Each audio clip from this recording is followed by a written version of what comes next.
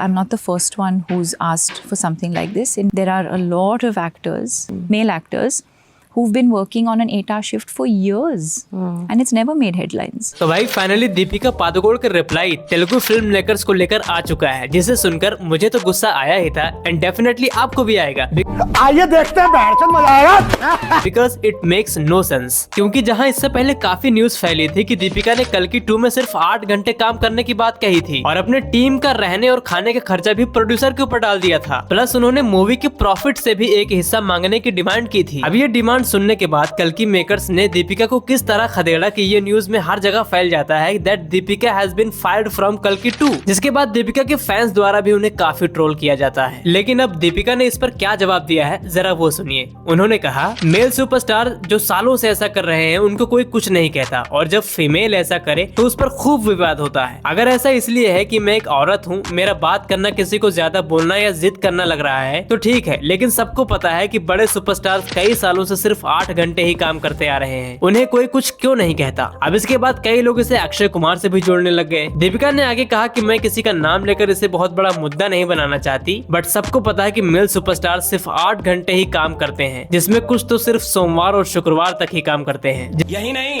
अभी और सुनिए। इसके बाद दीपिका ने यह भी कहा कि उनकी डिमांड्स बिल्कुल भी अनफेयर नहीं है, मैं ऐसा सिर्फ इसलिए कर रही हूँ कि मैं अपने आप को भी एक टॉप स्टार कह सकूं। तो अब मैं आपको बता दूं कि कल्कि मेकर्स ने दीपिका को सिर्फ इसलिए फायर नहीं किया कि दीपिका ने सिर्फ 8 घंटे ही काम करने को कहा, बल्कि उनकी 25 लोगों की जो टीम है उसका खर्चा भी उन्होंने प्रोड्यूसर पर डाला और कहा कि उनके रहने खाने की सुविधा 5 स्टार होटल में की जाए, प्लस पिछली बार से फीस भी बढ़ाकर 40 करोड़ की डिमांड कर दिया। अब क्योंकि कल्कि 2 के लिए प्रभास ने भी अपनी कोई भी फीस बढ़ाने की बात नहीं की थी, इसलिए ये चीज कल्कि मेकर्स को रास नहीं आई, क्योंकि कल्कि मेकर्स ने बाकी सारी शर्तें मान ली थी। वो दीपिका को सभी सुविधाएं देने को तैयार भी थे, वो उन्हें सेट पर रुकने के लिए लग्जरी वैनिटी वैन भी दे रहे थे। बदले में मेकर्स बस ये चाहते थे कि दीपिका कुछ घंटे और रुके, कुछ घंटे और काम करे। वो इसलिए क्योंकि हाई बजट वीएफएक्स वाली जो फिल्में होती हैं उन्हें जितना ज्यादा शूट करने में टाइम लगाओगे उतना ही ज्यादा पैसा खर्चा होता रहता है। अब इस चीज को आमिर खान ने भी हाईलाइट किया था कि कैसे कुछ एक्टर्स अपने टीम एंड अदर्स एक्सपेंसेस भी प्रोड्यूसर पर डाल देते हैं। स्टार्स का इतना बोलबाला क्यों है?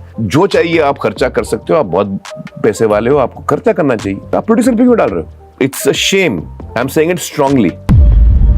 अब देखो, हम सब दीपिका को बड़ी फिल्मों में पसंद करते हैं, वो ऐसे रोल में फिट भी बैठती हैं, लेकिन ये लोग जब अपने स्ट्रगल टाइम में होते हैं तब कैसे छोटे से रोल के लिए भी प्रोड्यूसर्स डायरेक्टर्स के चक्कर काटते हैं, एंड जब स्टार बन जाती हैं तब इन्हें ऑडियंस का प्यार नहीं चाहिए होता है। इन्हें कोई मतलब नहीं होता है कि ऑडियंस इनसे क्या चाहती है, इन्हें मतलब होता है तो सिर्फ पैसों से, फिर चाहे कितनी भी बड़ी फिल्म हो, कितना भी इम्पोर्टेंट रोल हो। जिसके बाद वो इंडियन इंडस्ट्री को एक डिसऑर्गेनाइज इंडस्ट्री भी कह देती है, जबकि खुद की इतनी बड़ी पीआर टीम है कि जैसे ही कोई एक्ट्रेस अच्छा काम करती है, उसकी वाहवाही होती है, तो दीपिका की पीआर टीम उसे नीचे गिराने में लग जाती है। प्लस शाहिद कपूर ने एक पॉडकास्ट में कहा था कि पद्मावत के सेट पर एक कपल ने कैसे उन्हें इतना छोटा फील कराया। मुझे ना ऐसा फील हुआ था, मैं स्पेसिफिक्स में नहीं घुसूंगा, मुझे ऐसा महसूस कराया गया, जबरदस्ती नहीं किया किसी ने।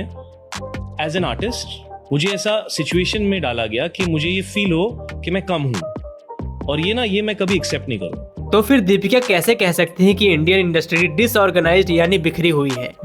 अच्छा बात नहीं है। जबकि खुद ही ऐसी ऐसी हरकतें करती हैं। बाकी गाइस, आपको क्या लगता है, अगर ऐसे ही एक्टर्स अपने फिल्मों पर ध्यान न देकर अपनी फीस बढ़ाते रहे तो कब तक इंडियन सिनेमा टिक पाएगा? और आपको दीपिका का रिप्लाई कैसा लगा ये हमें कमेंट बॉक्स में जरूर बताना। ओके, मिलते हैं अगली वीडियो में, तब तक के लिए बाय।